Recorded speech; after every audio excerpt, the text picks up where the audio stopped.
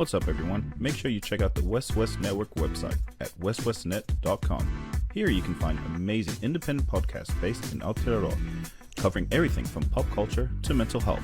Also, if you enjoy our content and want to support us, please consider clicking on the support button on the homepage of the website. We appreciate your patronage and look forward to delivering more thought-provoking and quality conversations.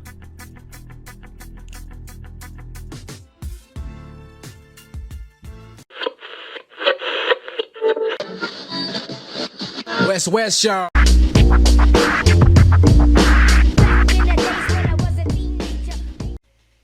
How long do you want to go for?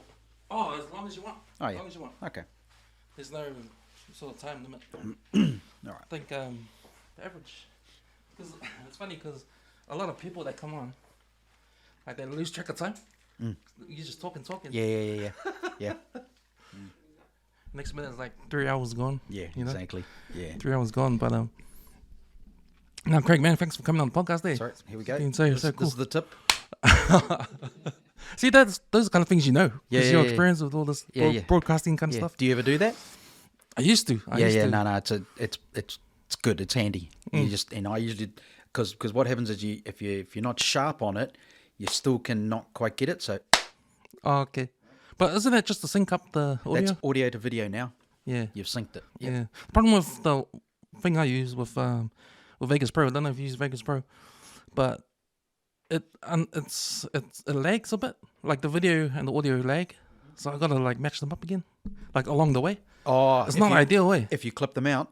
Yeah. Oh, yeah. That's It's like 0.1 of a second or yeah. 0.0001 of a second. That'll be the editing frame rate in Vegas. Oh. So can I adjust that? To Yep. Make it, Yep. oh. I don't know where because I don't use Vegas, but Yeah. other software can do it too if it's not quite right. See, there's a reason why. There's a reason why. There you go. There's a reason why I Yep. came on, So Craig. just Google that. Just go Vegas, not syncing with audio, and someone will go, here's the setting. You'll find it. Yeah. Yeah. All right.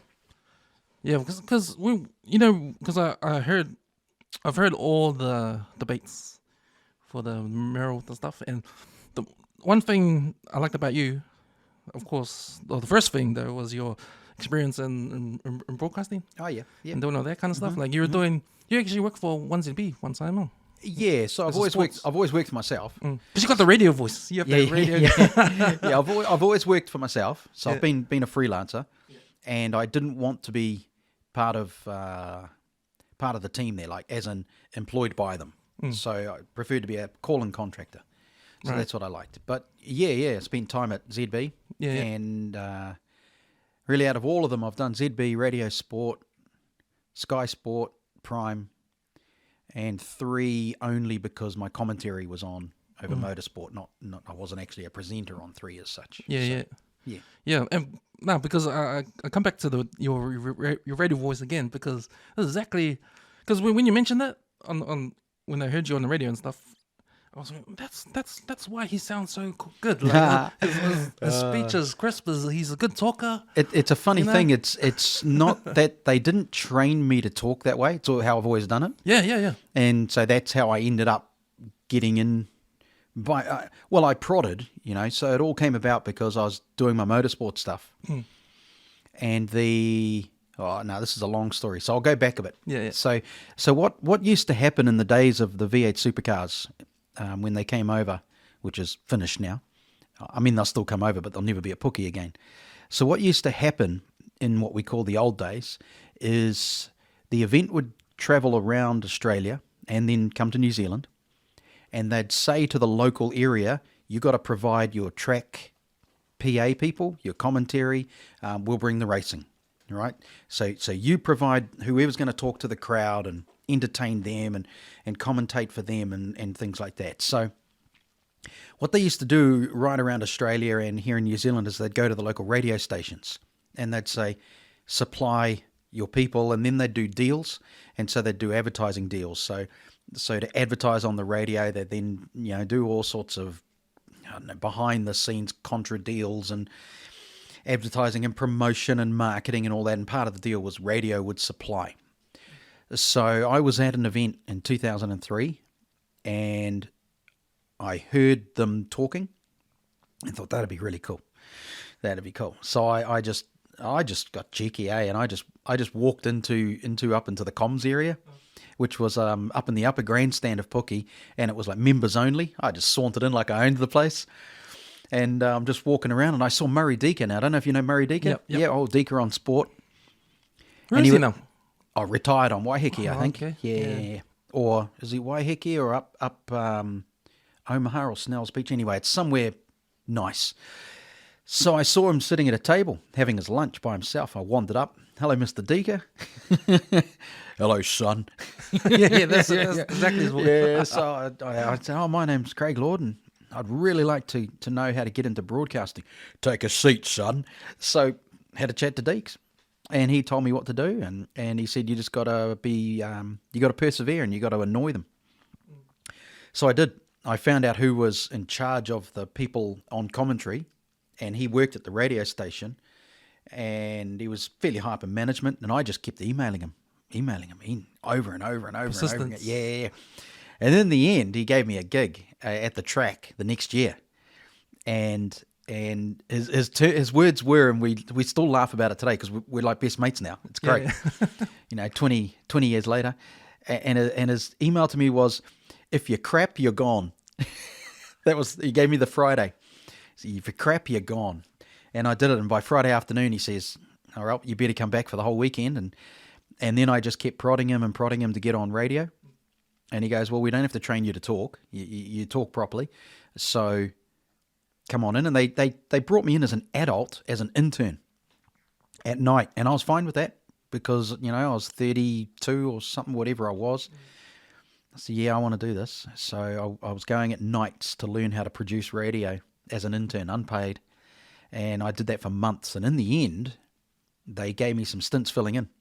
Right. And then that went on for a couple of years. And ZB, because they're part of Radio Sport, because I started at Radio Sport, and I ended up being what they call the producer host on the weekends. So you have to self-produce.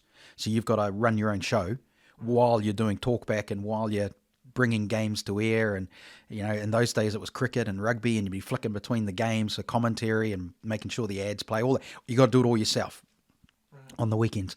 And so then they trained me up, at ZB said, oh, we want this guy instead. So they started bringing me in as a fill-in host over there. So really it wasn't that I was trained to do it. I didn't go to broadcasting school or anything like that. I just I seemed to have this knack, ability to just rabbit away for hours and be able to talk. And, they gave me some fine-tuning. Some of the old school pros there, just in, some of my introductions and how I would do that. They just do try it this way. And I'd make little tweaks. And I've just, it's just how I talk. So, that's the long story of my broadcasting. But I stopped doing radio probably 10 years ago. Well, what are we now? 22. So no, not even that long ago. Because I started doing stuff with Sky, and I was there live news. They used to have a show called 365 Live, and it was on at nights. It was basically before Crowd Goes Wild started up, and then over the years the two shows started clashing because Sky owned Prime and Crowd Goes Wild was on Prime. And so then they started bringing Crowd Goes Wild into Sky, and then the bosses sort of said, well, we've sort of got two shows almost doing the same thing. One's more newsy, one's more entertainment, but we don't need two. So slowly over time, they got rid of 365, and it used to rotate between myself and Clint Brown as the presenters. Right. And so we'd mix it up between being a journo for the night or reporter or the presenter, and eventually they just canned the show. So a lot of things I used to do at Sky, that's broadcasting though, mate. Once they change the show, you're gone. It's a brutal occupation, and people come and go all the time, So, but anyway, that's my broadcasting, what I've been doing. But I've been writing and talking and telling stories for 20 years now. Yeah, and I love it. Because you're an engineer by trade, right? Mm-hmm. In the beginning, how long did the broadcasting become full time and the engineering stopped? At the very beginning, about a year. Oh, okay. So just as I was starting to not enjoy the engineering anymore. I Right. miss it now. If things don't come my way, I might go back. But I do miss it. But what I've been able to do is I've got my own workshop, and I've got all my own tools, and I make things and I fix things, and it just keeps me going. And I've got mates who still own factories and stuff, and they get me in to help them out, and that's pretty cool. But near the end of that, there was a transition period, because I didn't realize, but I was writing and talking for a living when I was doing engineering, because I was writing papers on how to do my particular type of engineering, and it was going to engineering magazines.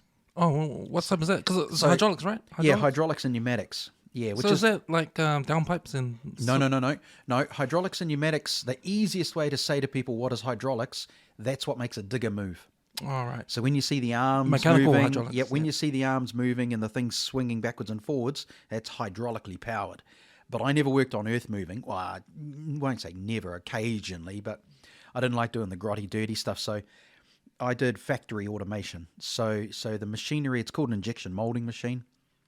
Anything basically that's made out of plastic is molded. And so these automation machines are what I would keep going, and they'd be all hydraulic because of the power and repetition, and pneumatics to on there as well, which is air. So I was basically trained up to be a maintenance and diagnostics. So when they stopped working, I was called in. Just think of it like a plumber or an electrician. It's not working, ring Craig, but it was hydraulics and pneumatics.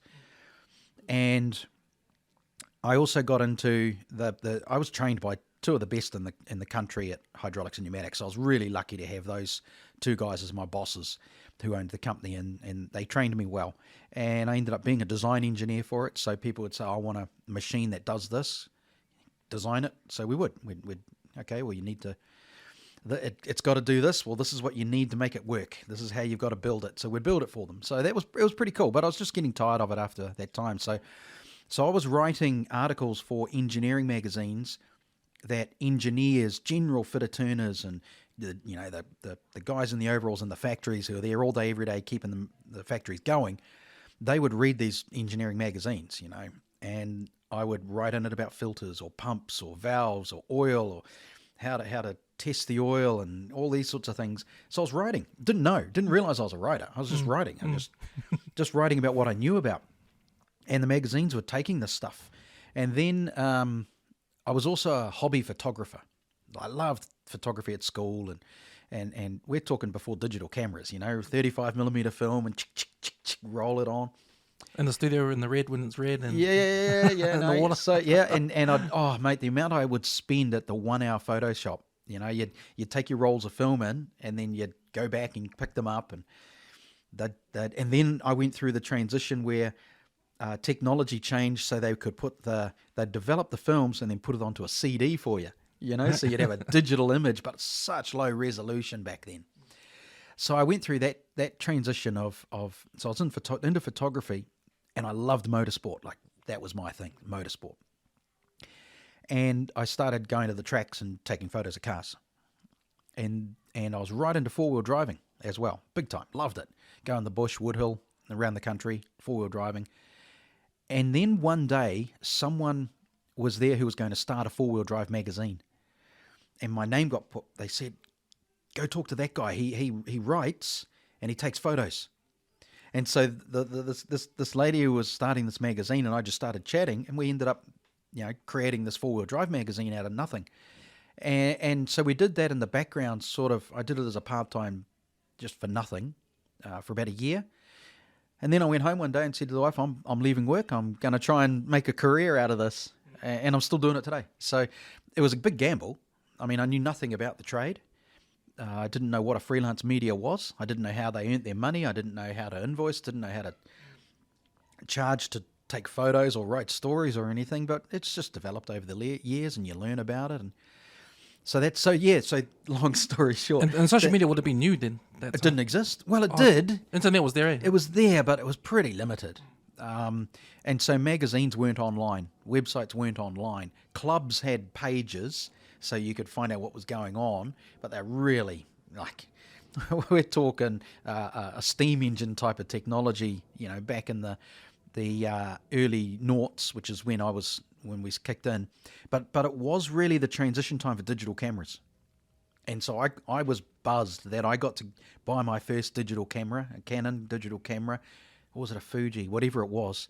And I remember going to the events and some of the old photographers going, "Did you grab a digital? How does it work?" And over the years you just end up buying because digital technology now, it's updated in a year, and so I ended up spending a lot of money replacing cameras and replacing, never really earning the income to justify it, but you thought you had to stay up with technology. So that was cool because it taught me how to be a tech geek. Oh, right. Yeah, so that was good. And then engineering helped anyway because I understood a lot of what they were doing because engineering is fundamentals. But yeah, that was the transition period, and it sort of then developed, and I'm still doing it today. So I don't regret it. I'll never ever be rich doing freelance media. Yeah, but it's a heck of a lifestyle. Oh, it was fun. It's fun. It's fun. I remember I went to this party in the early 2000s, and this was the first time I saw a digital camera for the first time. Mm-hmm. And this one guy had it, and he was taking photos of everyone at the party. But I was buzzing out at this is TV screen at the back of the camera. Yeah.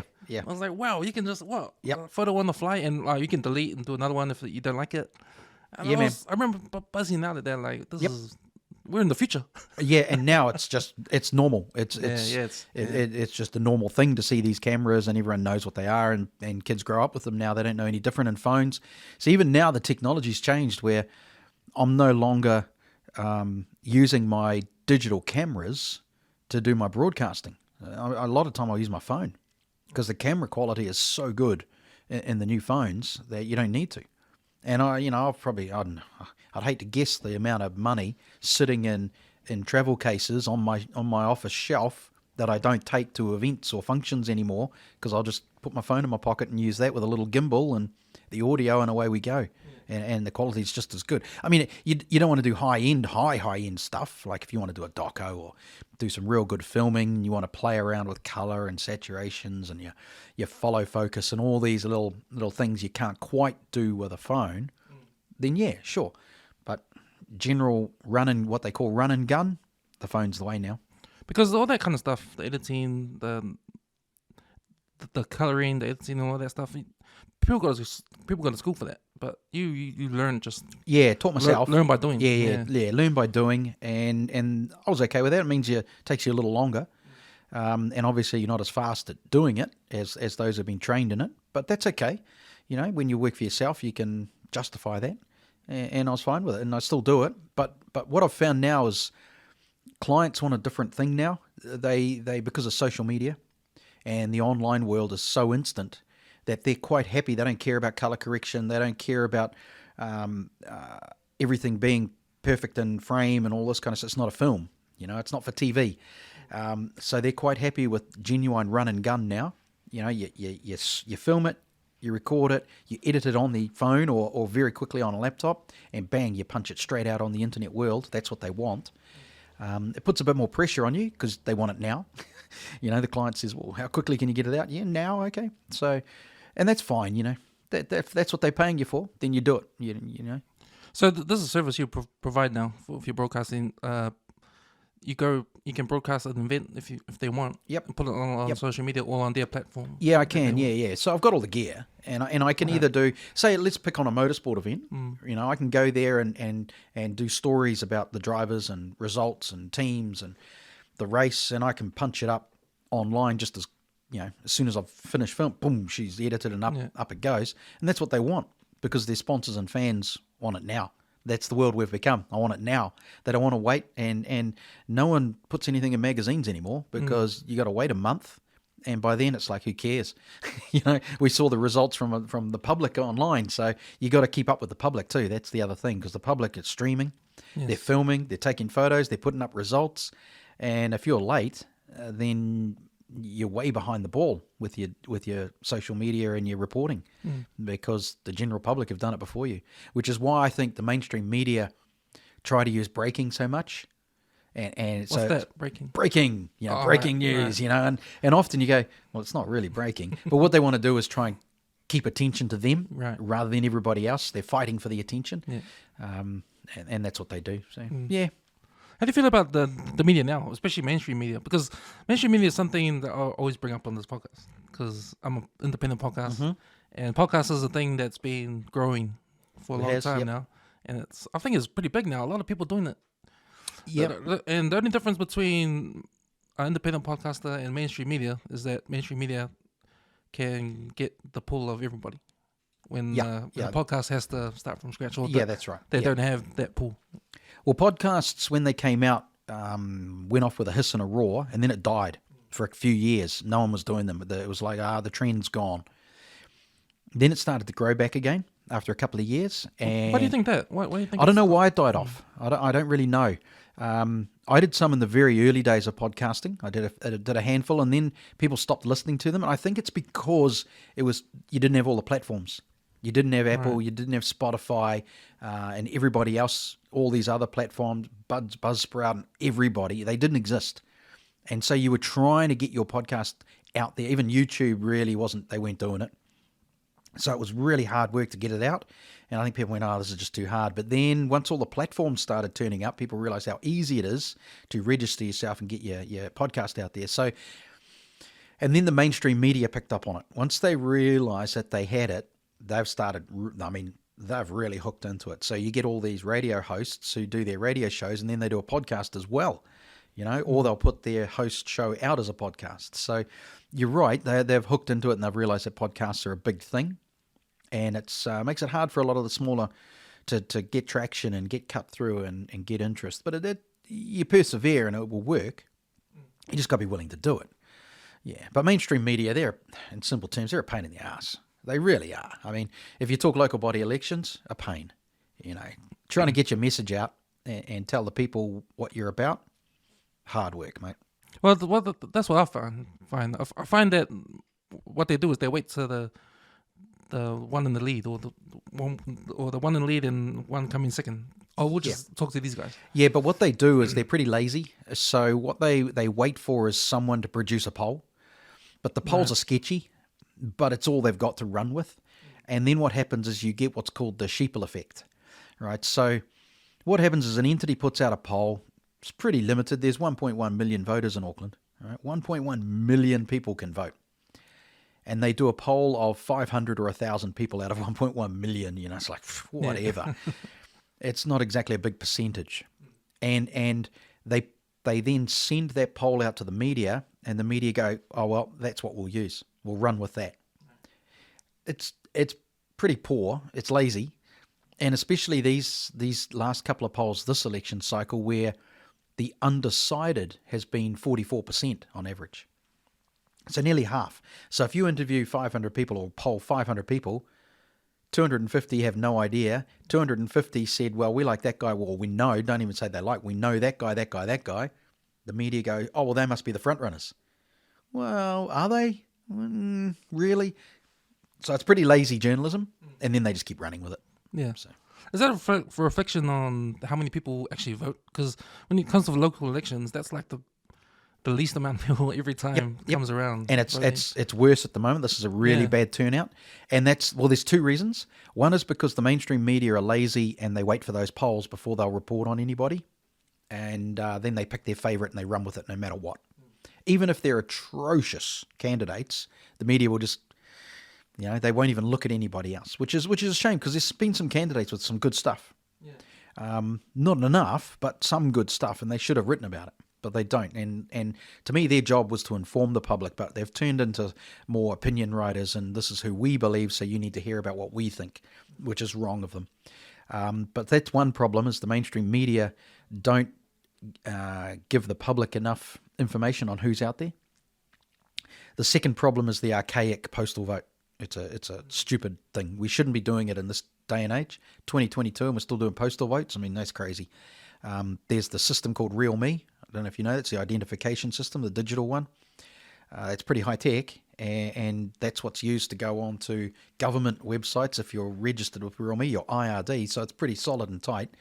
They could use that, but what they should do is say to people, when you check your electoral roll, when they send you that first bit of paperwork to check your address and your name and all the facts are right, and if everything's right, you don't send it back because it's all good.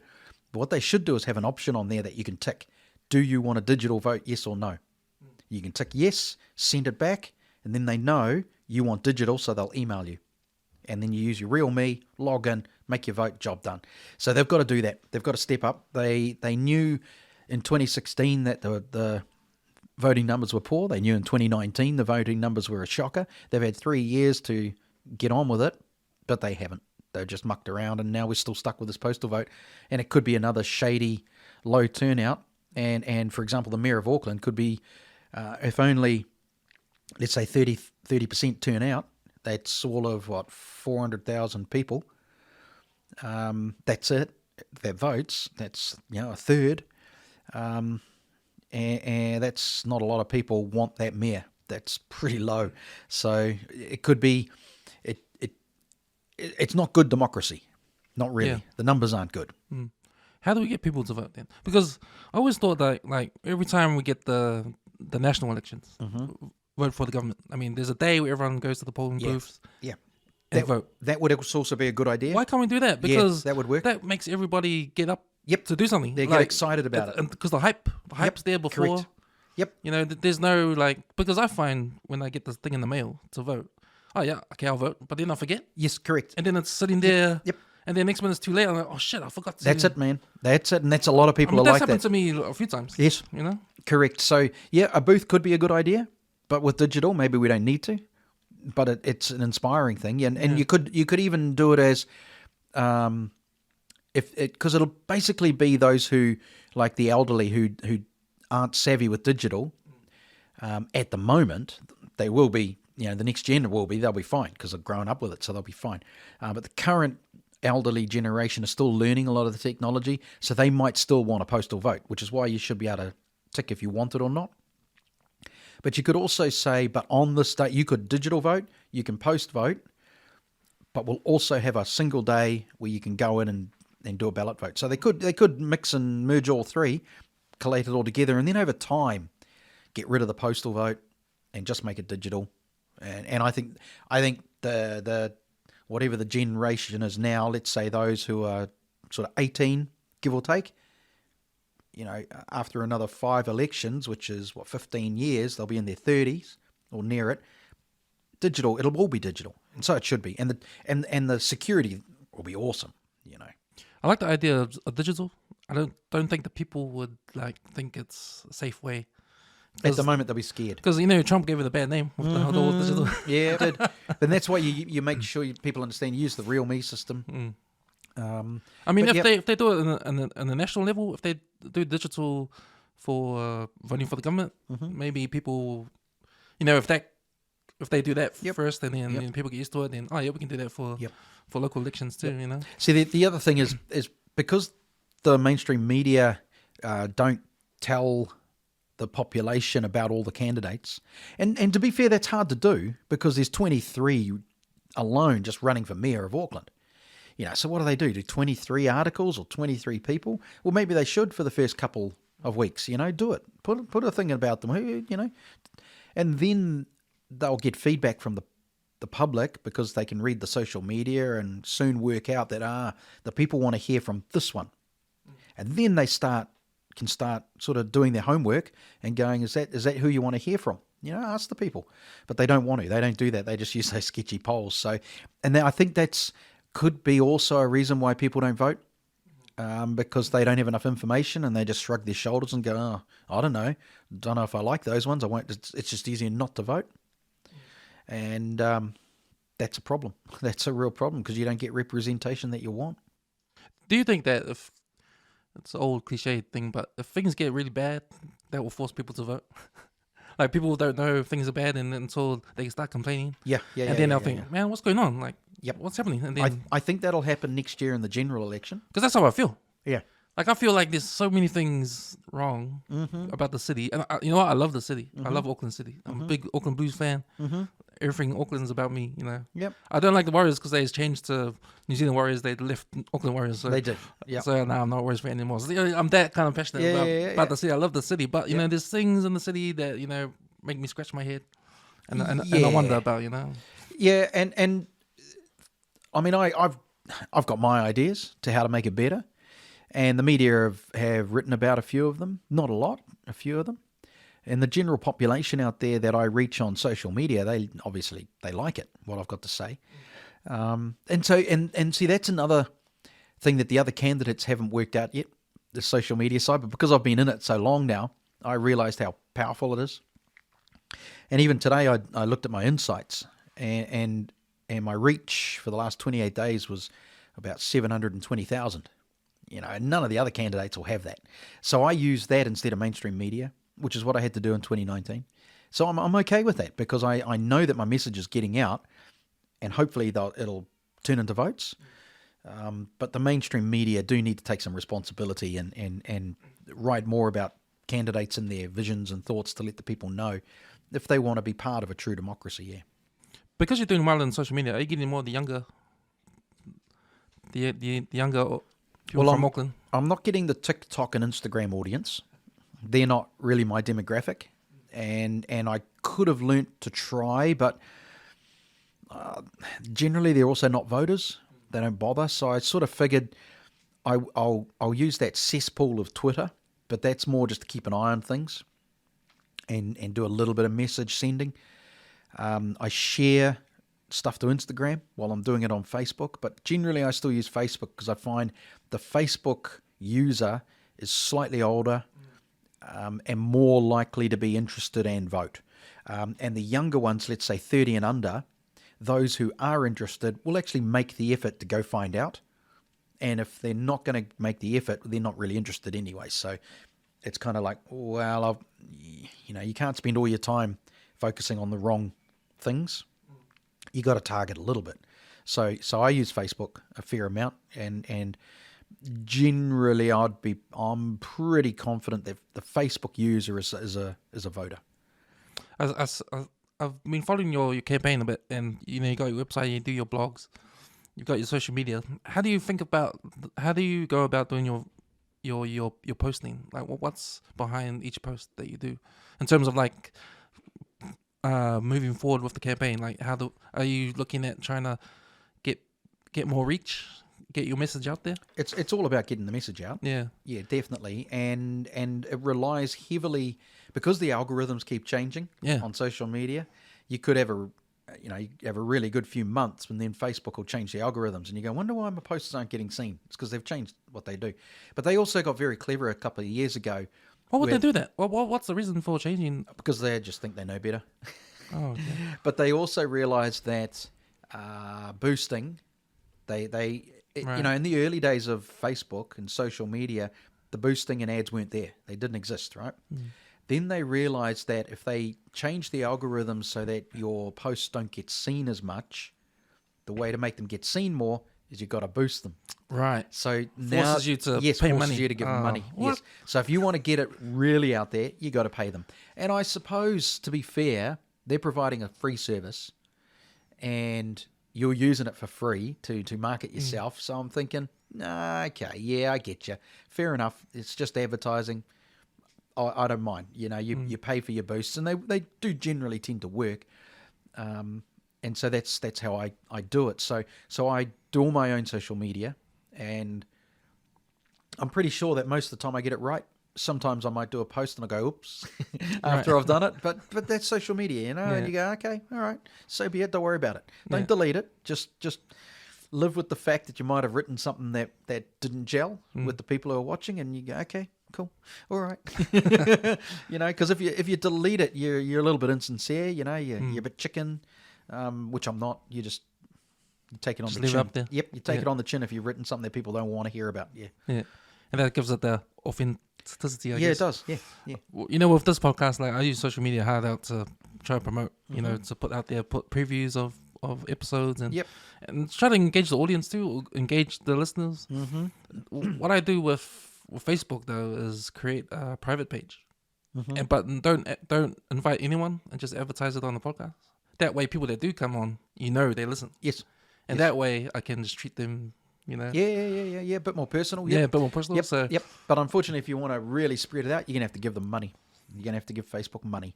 That's how they work. And because Facebook owns Instagram, just give them money. Twitter, they're separate, but their ad system is weird. So who cares about Twitter?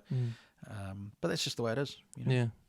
But what I'm trying to do is try to get on board of the community, like what this podcast is about, because it's called Back of the 135, and that refers to 135 bus. That's the Ranui bus, because that's where I grew up. Yep. In Ranui, and we used to catch this bus 135 to go to town and back. Gotcha. But the cool thing about 135 bus is it goes through the suburbs. It doesn't go through the motorway. It goes through Avondale all the way down to town, through Avondale, through Newland to Ranui. So the idea is to pick up people from the bus and have a conversation at the back of the bus. Yeah, So well, back we're all of the for 135. conversations, and if they're listening in and they're voters, that's good. You know, yeah, but that's social media. Social media, I'm using to spread the message. You know, what I believe is good for Auckland. Yeah. Because I haven't heard any of the other candidates do social media. No. You're the only one. Yeah, they're seen pretty around bad. about. And the advantage for me, I think, is that they have to guess their reach. You know, is their message getting out there? They're guessing that it's getting out there. I can actually look at the numbers and go, well, according to my social media, my message is getting out there. Neither of it translates instantly to votes. So, I mean, we all have to hope with our fingers crossed that we're getting votes. But at least I've got some sort of empirical data that I can look at and go, yeah, you know, over 700,000 a month are seeing what I'm doing, and about 400,000 a month are interacting with the post, which is even better. But if I wasn't getting those numbers, I'd go, oh, okay, this I'm just not getting the cut through, so why bother?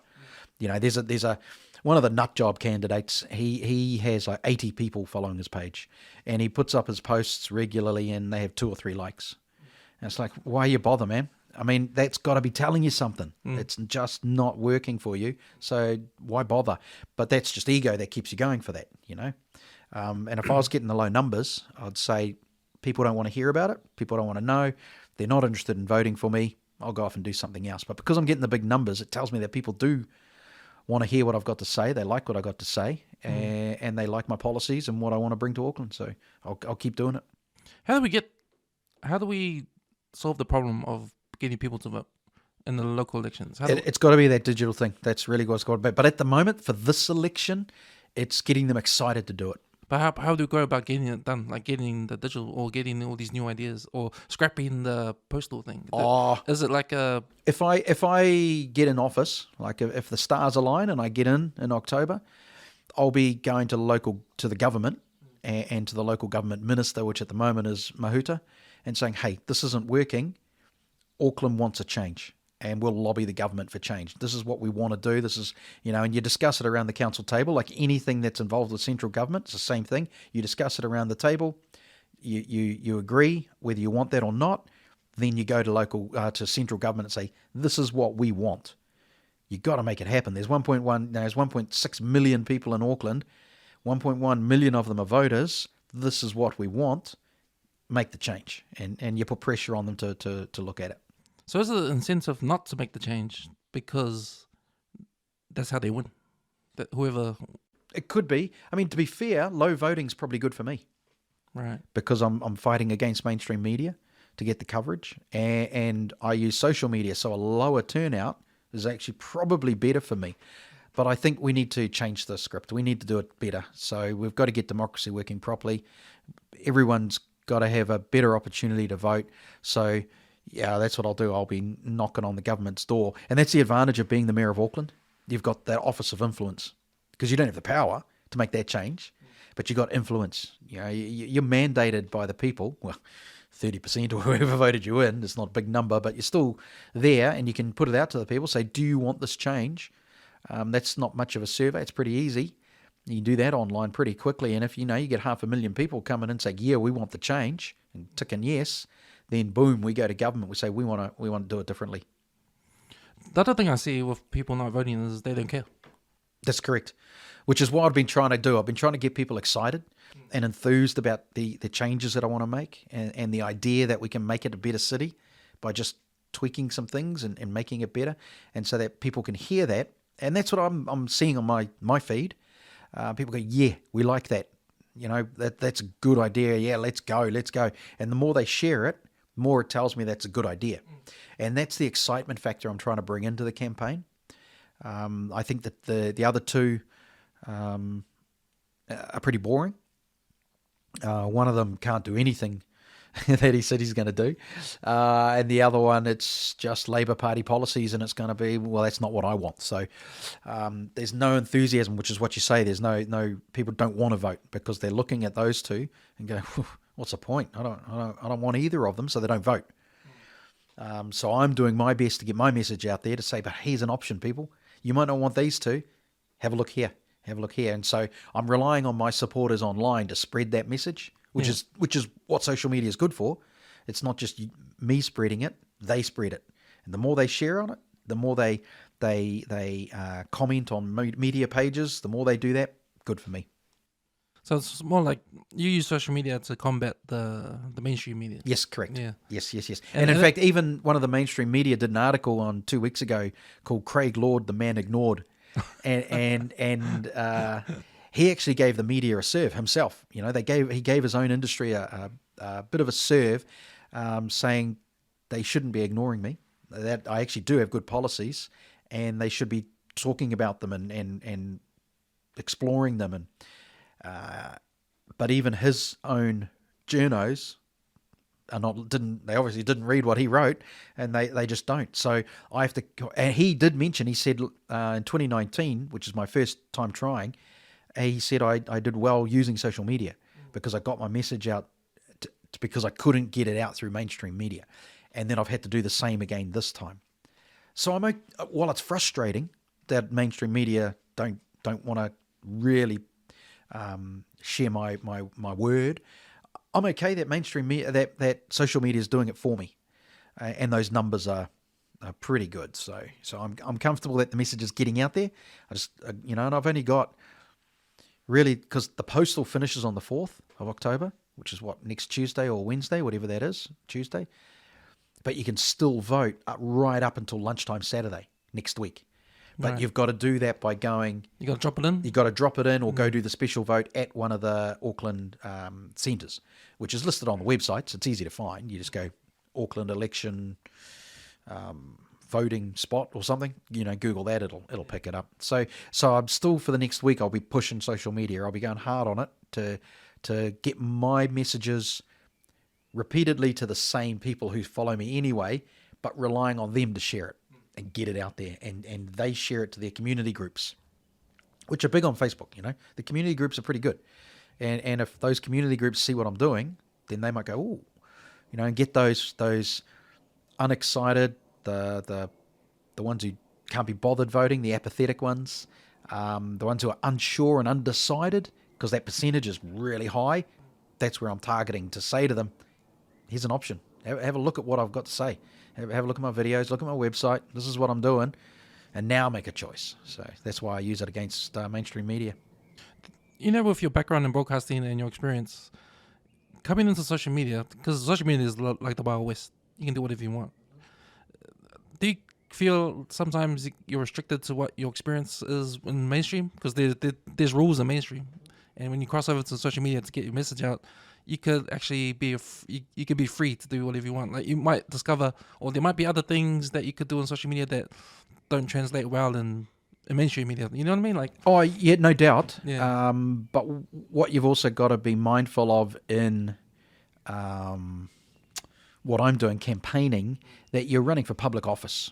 So you've got to have a bit of decorum. You've got to be careful what you do. And I know sometimes the shock and awe thing works on social media, but you've also got to say, well, you're running for public office. It's probably not a good thing, to film yourself and do something viral, which is really what you do, to think outside the square, that you can't do on mainstream media. Filming myself naked running down Queen Street might go viral, but it's not good for public office. People go, no, that's not what we want. So a perfect example is a guy like Leo Molloy, who was getting, he was extreme. He's at the high end of extreme. He's at a restaurant now, right? Yeah. And I don't like the guy at all. I think he's a complete muppet, but he went too far. And if you're going for public office, and some people think it's cool, oh, look at him go, yeah, I want him, yeah, he's going to smack that guy in the face. Well, hang on a second. He's not really. So you got to have a little bit of composure and a little bit of professionalism. So I try and mix the two to find a fine balance. So my broadcasting experience and what I know about how, because I've had MPs come up to me saying, how do I get more people following me on social media, right? They've asked me. And I said, well, you've actually said why. And they go, what? I said, social media. It's not mainstream, it's social. Be social. So when you're writing, don't write a press release. Just be colloquial, just talk normally, talk to the people. Just, how's it going, peeps? Or, hey, boys, whatever it is, just you don't have to be a knob about it, but just, it's social. So act like you're talking at the bar or like you're talking to your mates at the restaurant or whatever. That's what you got to do. And they still haven't quite grasped it yet. You can do a lot of things. You can, like Instagram, for instance, you can do like lives. You can interview people. Yeah. Go on lives, interview. Yep. You can engage with the audience or with the followers. You can ask questions. Yeah, that's right. Things like that. Yep. And I was doing my podcasts, but then because I was trying to do so much myself, I just didn't have the time. And look, if I don't win, I'll go back to doing that stuff. And what I'll end up being is almost the anti-mayor. I'll target what they're doing wrong. And I'll spend the next 3 years and I'll make them accountable, and they'll be on a podcast, all right. They won't be a guest, but they'll hear about it. And I could say to Auckland, I told you you shouldn't have voted for this one because this is what's happening, or this isn't happening that they promised. So I'll use the social media, for the next 3 years as well. So it's not a problem. But hey, even if as mayor, I'm going to use it. So that's something that's never happened before. You get current Phil Goff, who might do a little tweet. Well, actually, he wouldn't. It'll be his people. They'll do a tweet or a Facebook post. It'll be boring. It'll be no one cares kind of stuff. No, I'll actually be a social media mayor. So people will know what's going on. They can converse with me. I'll get the haters, but that's social media. You just ignore them. They're not affecting you. It's not sticks and stones stuff. Who cares what they say online? Don't read the comments. Who cares? It's not like they're actually turned up with a baseball bat and kneecapping you. It's who cares? You can write whatever you want. You can be as abusive and obtuse as you want. I just don't care. It's social media. Yeah. If you want to be a tough keyboard warrior, fill your boots. Whatever. It's like for the 100 people that say negative stuff, there's going to be 100 people that say positive stuff. And it just doesn't worry me, that kind of thing. So I'll do that as mayor. I'll be doing regular. I think every second week I'll do a podcast video, so vidcast. I'll do that and I'll tell the Aucklanders, hey, this is what's been happening for the last 2 weeks. Welcome along, right? And I'll make it all of 10 minutes so people don't get bored. And so this has been happening, and I'll have a list, right? We've been doing this. We haven't been able to get this pushed through yet. We're still voting on it. This has changed. This is happening. That kind of thing. And engage with the people. And that's what I'll use my broadcasting skills to do that, because when you really think about it, the mayor has limited power, but the mayor is still the representative. That's the job. You're the represent the city and the people want to hear what's going on, and we haven't had that. So I'll do that. So I'll use the social media properly for that kind of thing. One thing I like about you, Craig, is when I look at the other candidates, like the reason why I think I don't care, or because I can't get a straight answer from them wherever they are. Like they go on these debates or they go on interviews, they get asked the questions, and you don't get a real answer. Really, you just get something and okay, but what's the?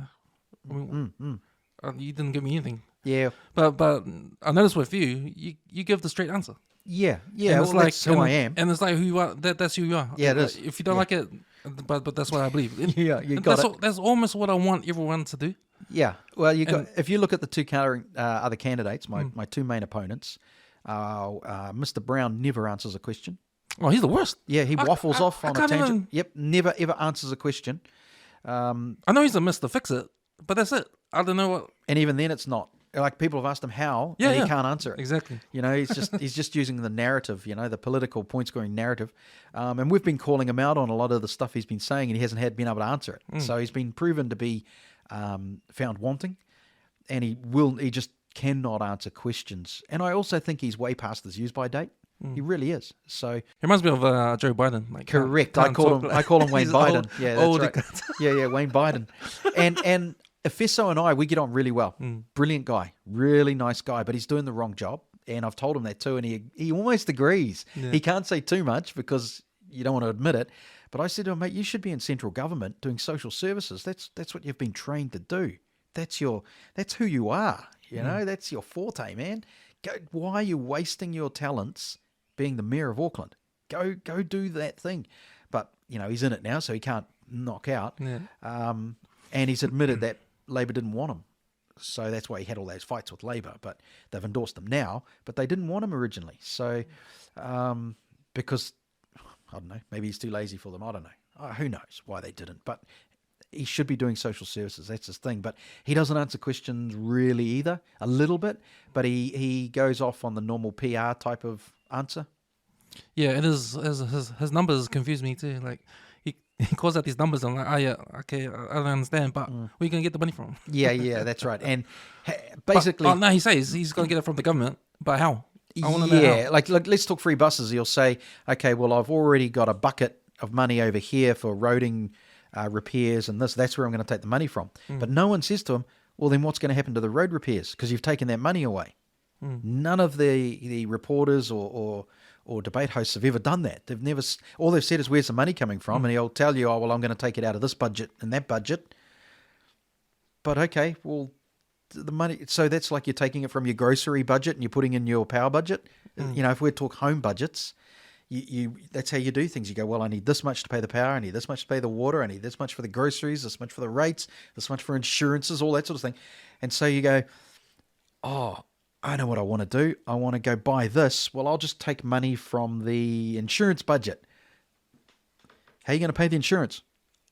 Don't worry about that. And that's basically what he's doing with the free buses budget. It's not like suddenly money's turned up. He's just taking it from another budget. And he said that, taking it from this budget, and I'm going to use it from this budget, and I'm going to give it away and give it to Auckland Transport to offer free fares. And I'm like, that's not what you do. That's not business, man. That's wrong. That's Well, who loses out? That budget is going to take that money out. Who loses out? roading. Roading. Yeah. Roading, and there were a couple of others I can't remember that he said he was going to take it from. So he's going to stop things happening to get this happening. But here's the thing. He can't do it unless the council agree. So he has to take that to the table. And unless 11 councillors or 10 councillors say, yeah, we like what you've got to say and vote yes. It's not a done deal. It's not a done deal. And I've always been honest with the people and said, this is what I'd like to happen, but unless it gets voted in, it's not happening. And I'm the only one who's been saying the truth of it. The other two are just saying, I'm going to make this happen. And I'm like, you can't. You're not the boss, especially Wayne Brown. He thinks he's applying for the CEO job. Wrong job, man. You're not the boss. It's not your company. You're just the mayor. You're only one vote. And you might have some influence, but you're only one vote. Yeah, it's weird, eh? It's weird that it's almost I want them to say to me, okay, we're gonna do this, and tell me exactly how they're gonna do it. And if they need to get money from somewhere, okay, you're gonna take money from there. Then what? Yeah, then what? That's what they've got to do. What's gonna happen on that side? Yeah, No. they've got to show some honesty. And I guess when it comes to things like rates, people have been saying to me, how are you going to reduce rates? Well, you can't reduce rates. It's almost impossible. And rates will always go up. But what you got to do is stop the amount it goes up as much as possible. So, I mean, I'd love it only to rise by 2%. That'd be cool if we can go, yeah, there's our goal, 2% rates rise. People can handle that. They can plan for it. And it's not a big smash on their budgets, Each week they've got to... You put stuff aside, and even if you're renting, you're still paying the rates, because the landlord's got to pay the rates, so you're still paying for it. But what I do is I've been looking at the expenditure and where we're throwing our money away in council and going, well, hang on, if we don't spend it there, we can save it here. And that's how I've been doing it, rather than I'm just going to take it out of that budget and use it for this. You haven't really saved anything. You haven't actually. All you've done is taken it out of one pocket and put it in another. But I look at it like a home budget, right? So if you've got a 32-inch TV on your wall and it works, and you're watching your sport and you go, yeah, okay, I'd love a 70-inch. You know, and who wouldn't sit there going, yeah, I want a 70-inch QLED, I want the latest technology with the speaker that comes out of the glass, all that sort of stuff. So this is where you talk about niceties. Yeah, man. And so you go, okay, do we want it or do we need it? And if you say you need it, you've got to have it, then okay, then we either stop spending somewhere else so that we can afford it, or we got to borrow money to get it. But if you end up putting it in the, I don't need it, I just want it, then you don't do it. And to me, that's what you've got to treat the council like. So you've got to look at every single budget we do, every single piece of infrastructure, everything we're going to spend our money on, and go, is that a need or do we just want to do it? And if it's just a want, that can wait, man. We got to do the needs first. So that's necessities over niceties. And there's a fine line between them, because sometimes people will go, that's a necessity. And others will go, no, it's not. And that's where the conversations will come in. And that's fine. You're going to have those debates, But when you're playing with the public purse, with people's money, you need to say to the people, I'm not just going to take it out of this budget and do that. I'm not going to buy a 70-inch when we don't need it. I'm not going to upgrade the council office chairs and the new stationery just because we want to. We're not going to do any of that. This is what you need as people. That's where we put our money in. And then we control the expenditure. We do that. And then people go, awesome, we're not spending so much money, so we don't have to lift the rates. So rates is only about 40%, or just under 40% of what Auckland City needs to run. Right, so let's just pick a round number. Let's say it only $100,000 a year to run Auckland. 40,000 comes from the public in rates. 60,000 has to come from somewhere else, and that comes from the investments.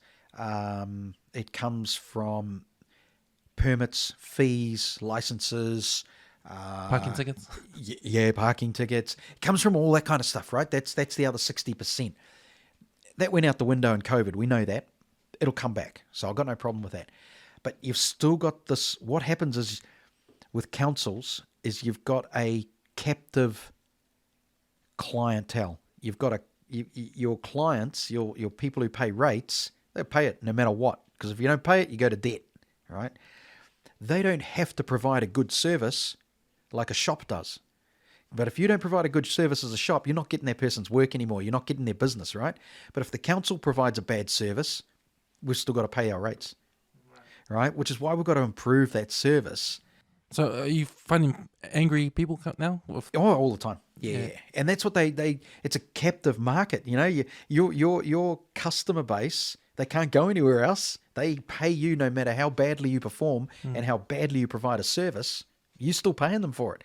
And that's got to change. So that's my whole thing is that's what Auckland Council should be doing. It should be saying to the people, I'm going to provide you a really awesome service for your money, and I'm going to save money at the same time, and we're going to make everything work so that you don't have to give us a ton of money more out of that 40%. We don't want to make it 45 or 50%.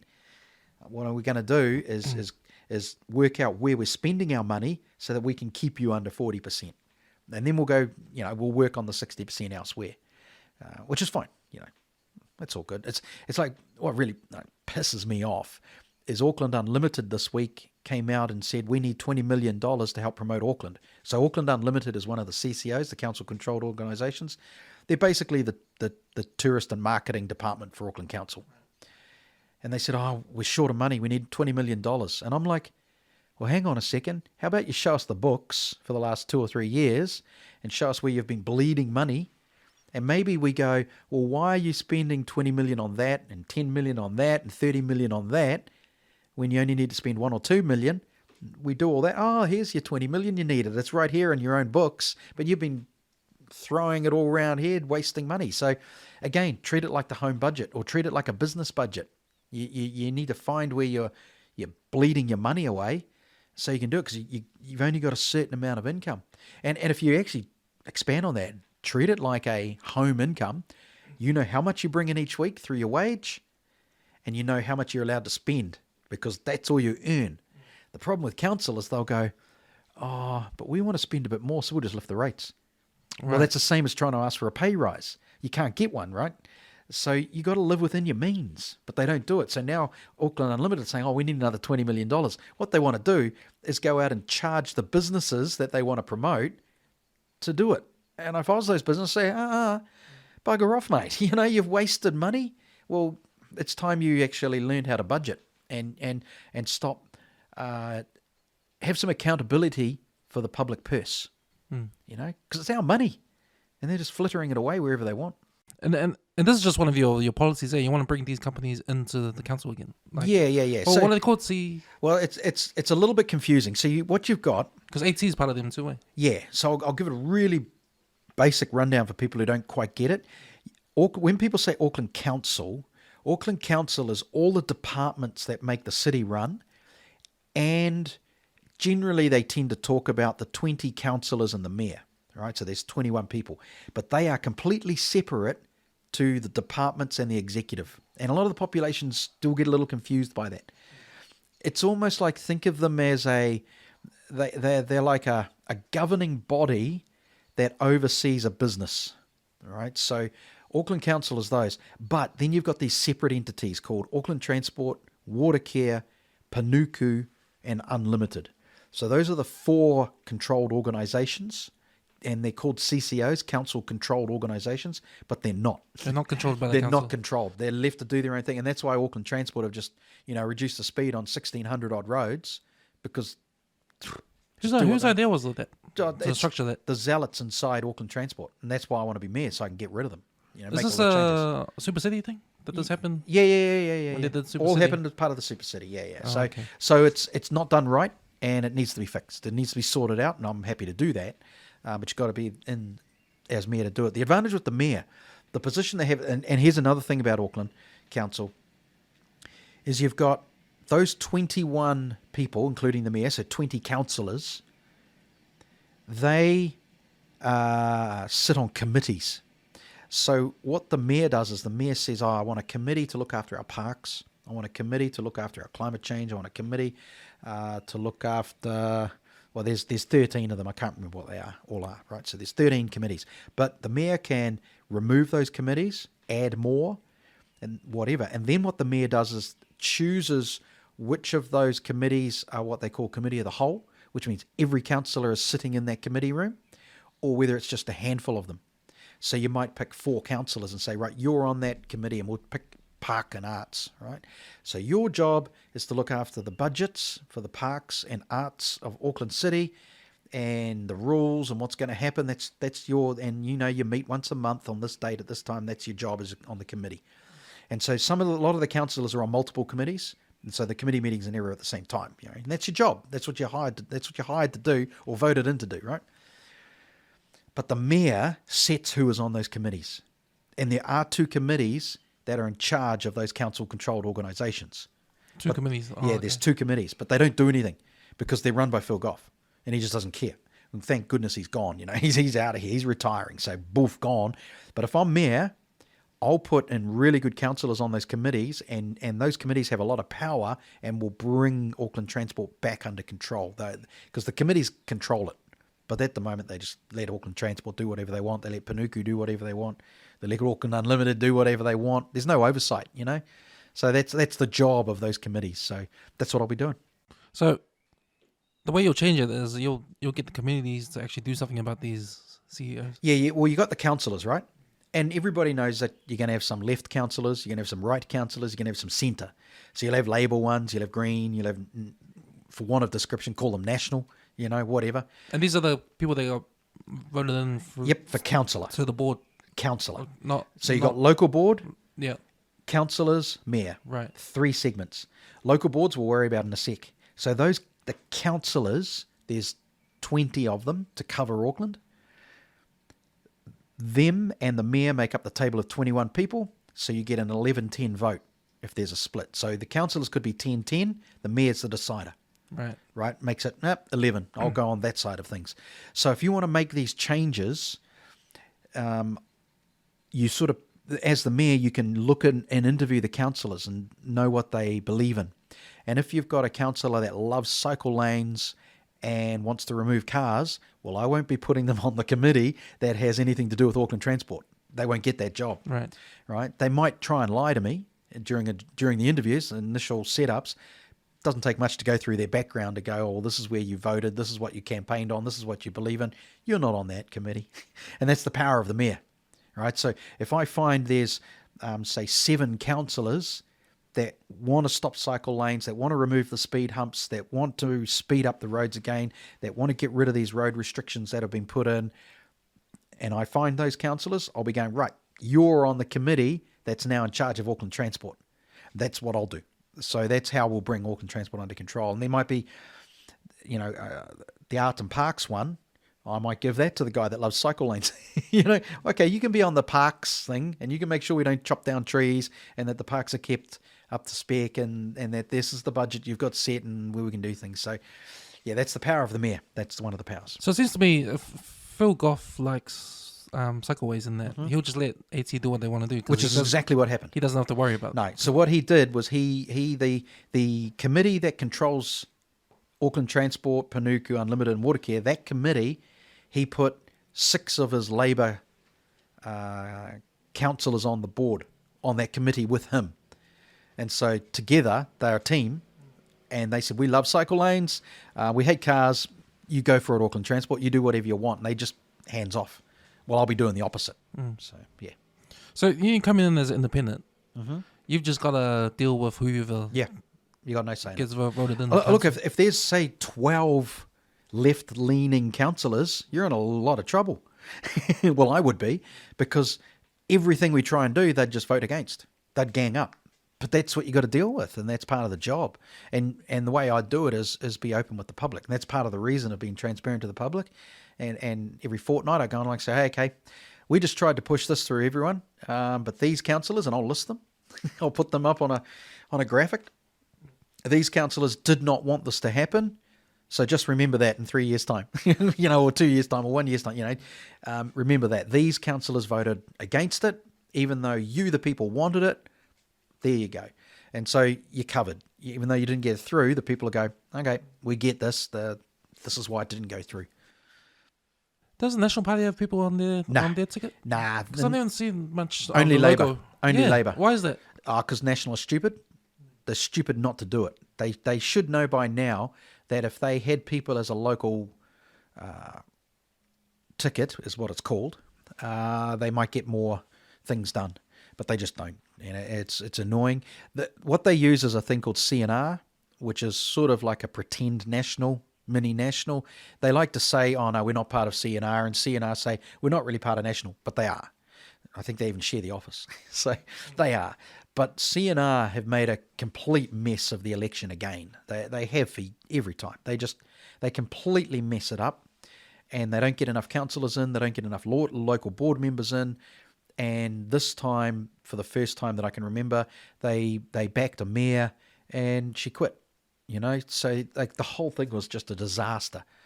And well, National need to step up, I think, and say, yeah, actually we're going to run some candidates. We're going to push for them. And that gives also the voter, going back to what you said before about people wanting to vote, it gives people a clear path then. They can say, well, that person's National, I'm going to vote for them. Because the Labour voters will vote for the Labour candidates. Even if they don't like them, they'll vote for them. And National need to realise if they want to put some people of influence into local government all around the country, they need to start backing some of these local people. I don't know what they're scared of. I mean, I'd stay independent. It's just who I am. I know my policies lean centre right, and that's fine, and people can soon see that. But that's where I'm at, yeah. So how does the board work, the local board? So the local board is different to councillor and mayor, and they're not part of the executive. So the local board is made up by population. So you either have 5, 6, 7, 8 or 9 members on a local board in an area. There's 21 of them around Auckland. I think there's too many. But anyway, so in your area, I can't remember if you're a 5, 6, 7, 8 or 9 local boards. Henderson, Massey. Yeah, I can't remember the number. So their job basically is to... they actually don't have much power, and that's what I want to change. But they're sort of meant to look after that local region in regards to the parks, facilities, council buildings. They make decisions. They help out make decisions on what will happen in streets and local business areas and things like that. So really, they're one of the most important parts of a council, but they no one really knows what they do and they don't have enough power. So I want to change that. So those local board people need to be able to make decisions locally more than they are now. In the spending, they need more money so that if the park needs development and they've got the budget, they can get on and do it. And plus, they know because they've done all the. It's their area. There's the area. It's so their they know. turf, you know. Yeah. So it's like it goes up in levels. Like you got the board, local board, board, councillor, information. yes. And then the councillor. Yep. If it's the park committee, they'll ask these guys. Oh yeah, Correct. And then that's exactly what it's meant to do. Yeah. And they have these. So what's wrong? What's not working? Well, the local boards don't have enough power for a start, and they don't have the budget they should have, and so that's what I want to change. To do their work. Yeah, to be able to do things. Yeah. You know, they get hamstrung. They can go, oh, well, we want to redevelop the local playground. There's no trickle-down effect. Yeah, that's right. So we've got to change it. And also we've got to make it so that they go to the people more, so that the people understand what their role is, expand their role, give them more opportunities to be able to make changes, and so they can go to the public and say, this is what we're thinking of doing in your local park. Do you want it or not? And the public can come to them and say, no, we don't. And they go, okay, then we don't. Or they go, yes, we do. And they go, right, cool, let's get on with it. It could be planting trees. It could be concrete footpath. It could be building a basketball court. You know, it could be upgrading the public toilets because they're so old and crappy. The crappers are crappy, so they want to change them, you know, and that's the local board's job. And that's what they need to be able to do. And I want to get them into working with local contractors and stuff to save money and get local contractors working. So there's all that sort of thing. But because the local board are the direct conduit, they are the link between the population and the council building, that's why they need more power, and they need to be more open, and they need to be seen more so that the general population go, oh, I'll get hold of the local board. Because when you got problems, you get on the council website and you find the phone number or the online way to contact the council. But what they should be doing is going to local board, because we pay the local boards and that should be their job. And they go, oh yeah, that's no problem. Yep, that's part of us. We look after that. You don't need to go to council. We are council. We're here, we're local representing. But they might go, okay, that's not part of our scope of job. We'll move it up the ladder to the next level, which is in the council building. So that's what we've got to do. We've got to get those local boards working better for the people. You know, we talked about the distribution of money and being transparent, because that's another one of your policies, to get the separate entity to come in, An auditor to come in, and because that was interesting, because I learned from one of your talks is that was a whole thing that we're going to do for the Super City. But it never happened. So it's important, man. It's really important. So there's no watchdog. There's no one going in there going, what's going on here then? You know, and we need that. So I'm going to do that. And they're not going to be free. Like, we're going to have to pay them a wage, and it could be a couple $100,000 a year. But we're worth it, because if they can save us millions of dollars, you damn right we do it. You know, and if they can find that there's things not working properly inside a department. Now, that auditor might go into, say, the building consent department, know nothing about building consents. So they bring in someone who does. Might be an ex-builder or someone who works in the trade still, who'll go, yeah, I'll come in for a month or so and help out. And they come in, they go, oh, yeah, I see where it's going wrong. Why is this happening? Why are you processing that? Why is that person doing that job? Because that person knows nothing about building. Why are you doing this job? And that's the watchdog we need, to find out who in the 12,000 staff are there because they need to be, shouldn't be, or are they doing the wrong job? Are they, you know, because a lot of the time you get jobs for the boys, is the old term. You know, and what happens with a lot of middle and upper management is they start creating positions to justify their position. You know, I need more people in this department because we're swamped, so we need more people. Yep. Man, we're so busy. And everyone goes, oh, the upper management, yeah, look at that. They must be doing well. They need more staff. But you need that watchdog in there to go in and analyze. But again, that watchdog can't do everything, but they need to, once they go through each department, it could be the dog department, you know, the dog control. And going in and finding out what's going wrong. So what do? They don't go in, and if they don't know anything about it, they go in and they bring in maybe someone from the SPCA, someone from a pound, someone from a animal rescue, to go in there for a couple of weeks and go, okay, show us your processes, show us what you're doing. And they go, why are you doing that? You know, you hang on a second. Or they go, that makes sense. That's brilliant. Now, if we find out that things are good, that's what we want. Yeah. But if we find out it's either bad staff or bad systems, once we know it, we can fix it. Because it's like your car. You can't fix it until you know what the problem is, right? If it's going wrong. So you've got to find the problem first, or find if there is a problem, where the problem is, then you can fix it. So That's a so good the- example. Because sometimes when you don't know anything about cars, you want to get it fixed. Yep. They just give you a bill and, oh, yeah, okay. Yeah. Without knowing. Yep. It might have not been a big problem. Yeah, that's right. Might have been $10 problem. And You they got it. You charge got you it. 500. Yeah, that's right. So what I'll do is that auditor can then look at that bill and go, hang on a second. So, that's what we need. So that's the position I want to create. It's in legislation. I can do it. And they're not controlled by council. So they can be fully independent. So if they've found a problem in a department of Auckland Council, they can go to the media, and they can go to the general public. They can come to you. They can sit here and say, yep, I found this. And I've told council, and they're doing nothing about it. Right? You know what's funny you said about the friends up top helping their own friends and contracts and all that? Yep. Because I have thought something like that, because where I work, I work in the city. But I work in sort of like the back streets that no one goes. There's no foot traffic, right?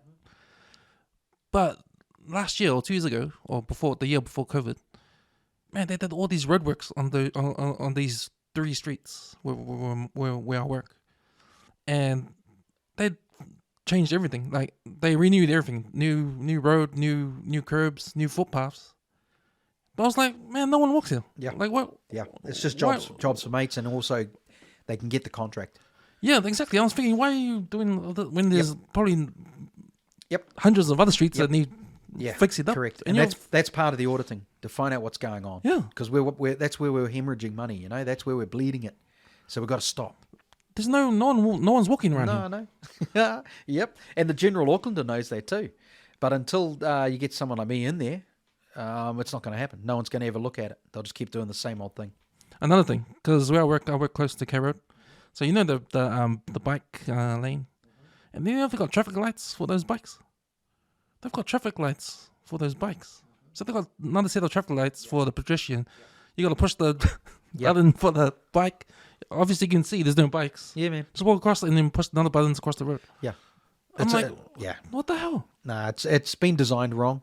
I've got no problem with cycle lanes. I just don't like them when they're done stupid. Exactly. And there's a lot of them are done stupid, and they're doing that down at Mission Bay at the moment, Tamaki Drive. And they've pushed the cars out, and they've pushed the cycle lane out, and now car doors are opening out on cyclists because it's just been designed wrong. It's just been dumb. And so we need to... And someone died, that girl, years ago, a few years ago. Yep. Well, the recent death, I think it was in South, in the cycle lane, the cycling activists are up in arms saying, look, see, we need safer cycle lanes, blah, blah. Then today it came out that the person that hit the cyclist was drunk. Nothing to do with cycle lanes.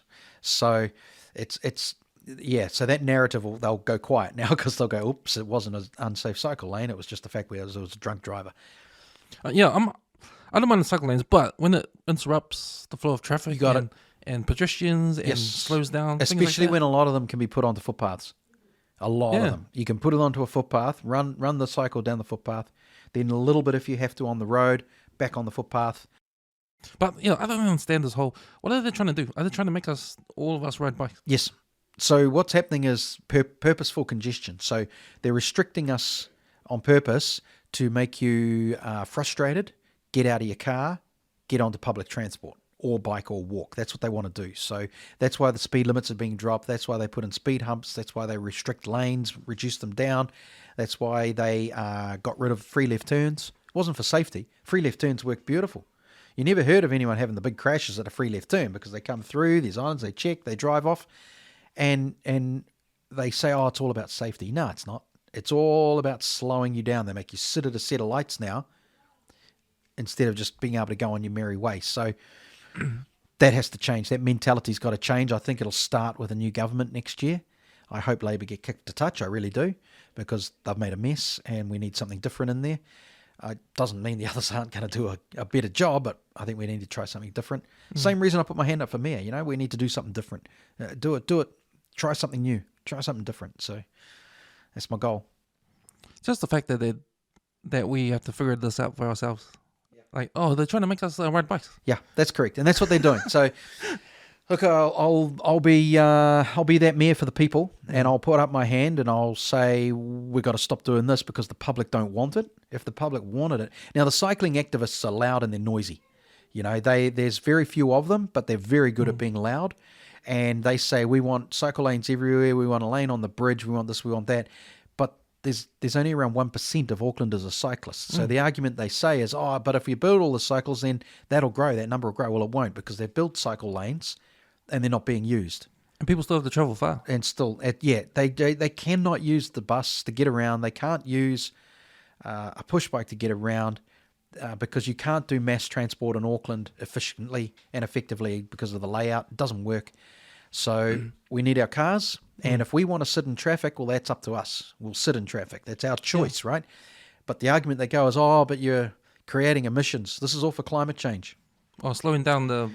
Well, it's slowing down the... cars makes it worse. Yeah. But also, you're actually not going to change the weather.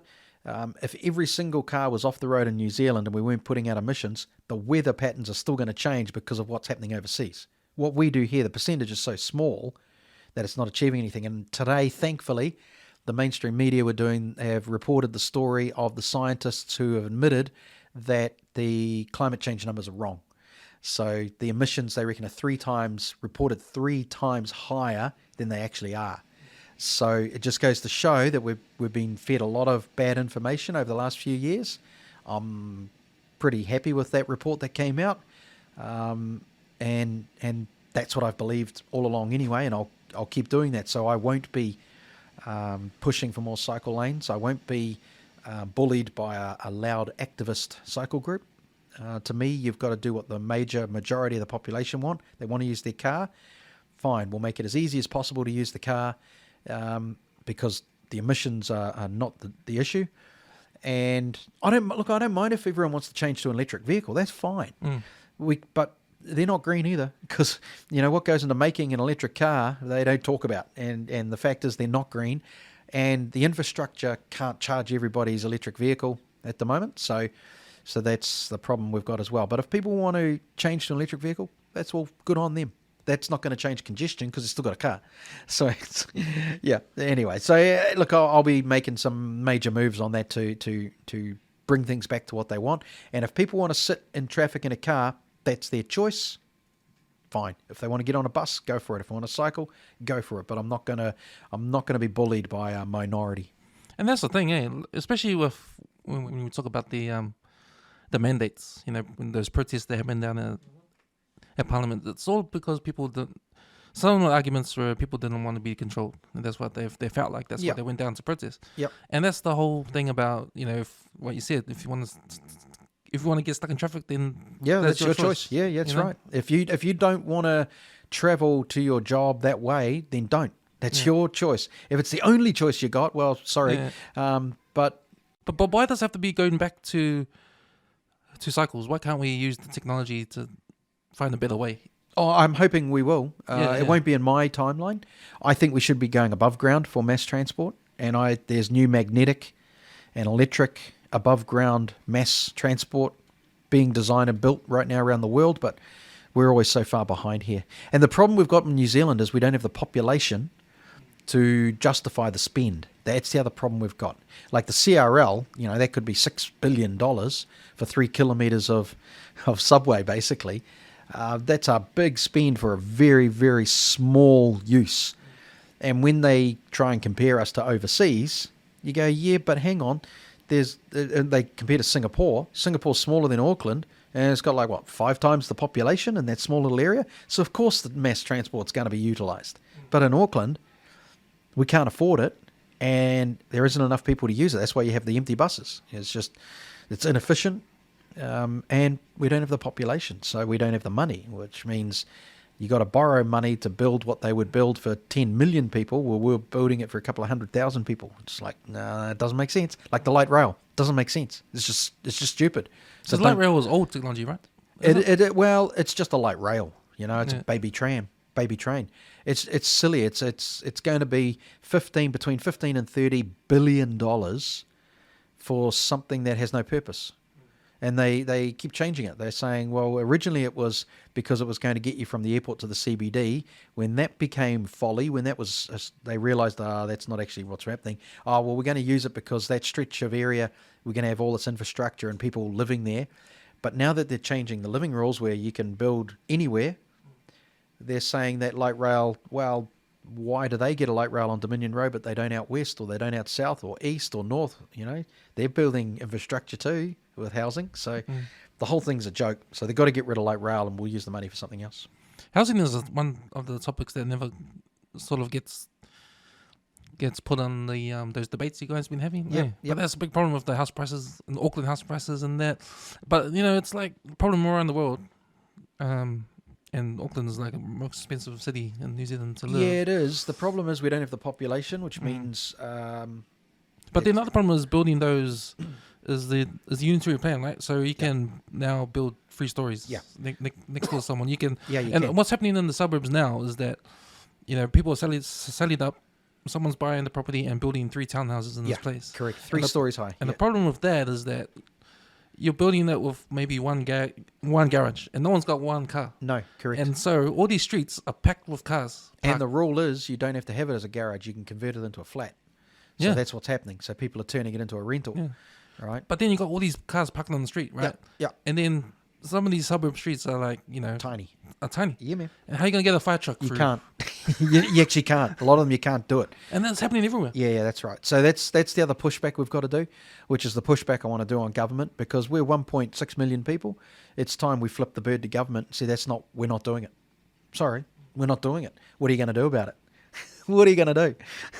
So, I reckon get rid of all the villas and possibly build apartments there. Because, you know, another problem for Auckland City is trying to get people into the city. Yeah, well, you can convert. Like I've been talking about this whole campaign that you flick the switch in the CBD and you convert it to a family-centric park type thing in the lower Queen Street region, and which means because no one goes there to shop, right? You don't shop there anymore. You go to the malls to shop.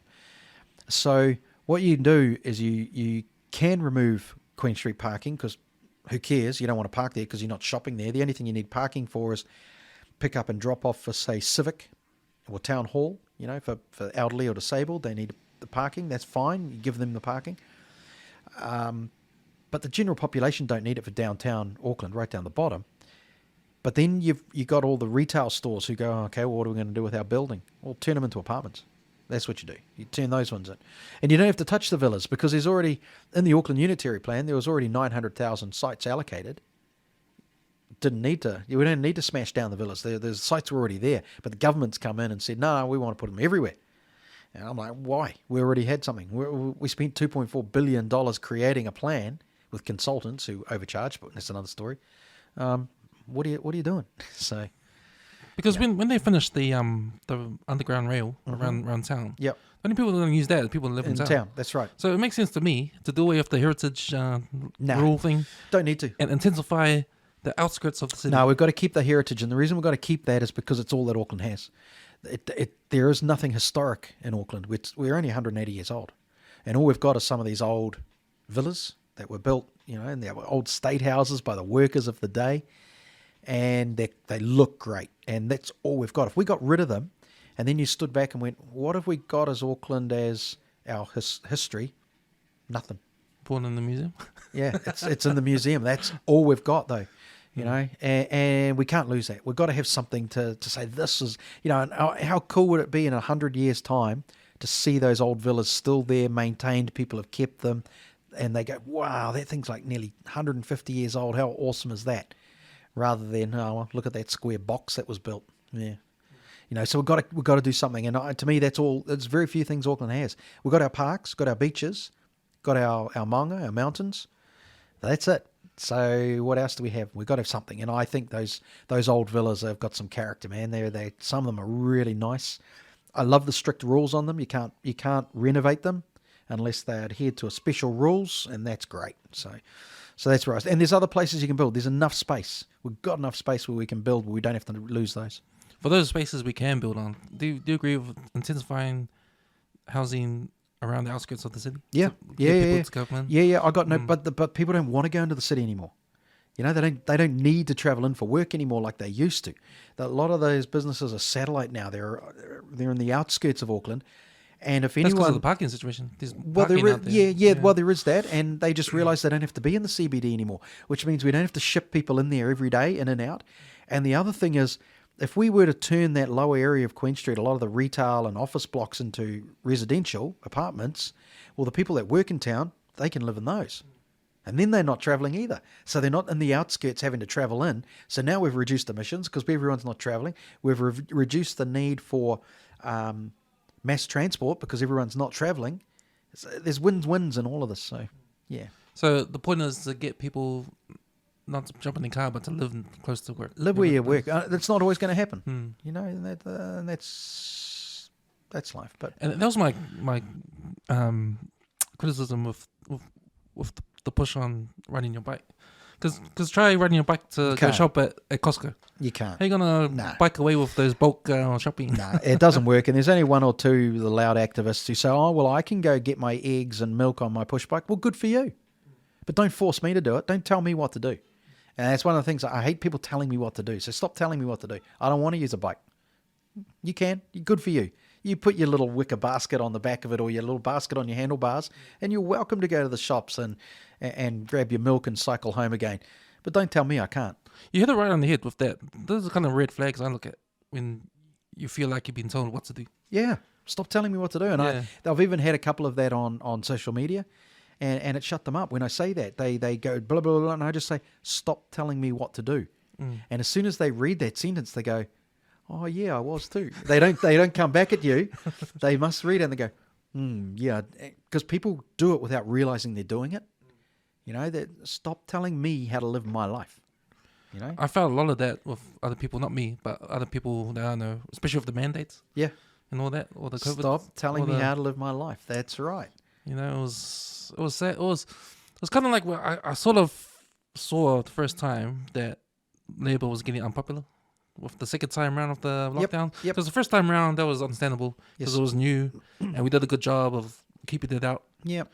Then the second time, it went all pear-shaped. Yeah, it has. And even now it's pear-shaped, you know. There's more people boosted dying than before. So it's all a myth and it's a problem. So it all comes down to that. There's a lot of that is just stop telling me what to do. And that's why, as a mayor, I'll be like that. It's how I'll bring things to the table is we do what the people want, not what we're going to tell them, which is what Auckland Transport do. They tell you what you're going to get. Well, stop it. It's you don't own me, and you don't own the city.